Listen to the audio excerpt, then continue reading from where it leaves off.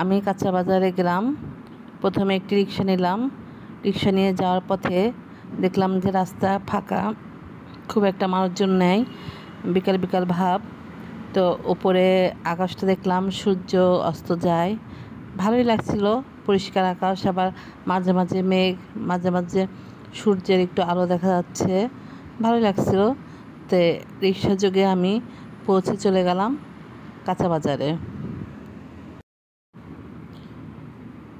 যেতে যেতে ভাবছিলাম যে হয়তো বা সবজির দাম কমেছে, যেহেতু কেয়ারটেকার সরকার আসছে, সবাই বলছে যে দাম কমেছে, দাম কমেছে, দাম কমেছে। আমি খুব আনন্দে যাচ্ছি যে দাম কমেছে, সব কিছুর দাম আমি কম পাবো, কম পাবো। কিন্তু আমি যখন কাঁচা বাজারে পৌঁছালাম এবং দাম জিজ্ঞেস করলাম, তখন আমি পুরা হতাশ।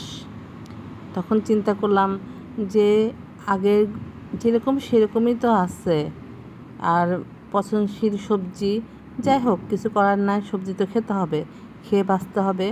তাই আমি কিছু কিছু সবজি, সব না, কিছু কিছু পছন্দনীয় সবজি আমি 250 গ্রাম করে কিনলাম।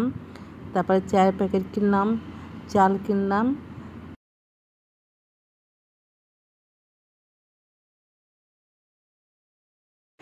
সাথে 2 লিটার তেলও কিনলাম।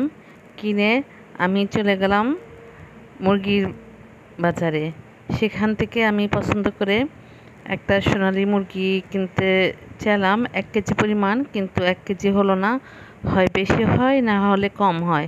যাই হোক, 1 কেজির একটু কম একটা মুরগি পছন্দ করলাম, তো সেটা কিনলাম। কেনার পরে তারা এটা জবাই করে কেটে পিস করে আমাকে দিল।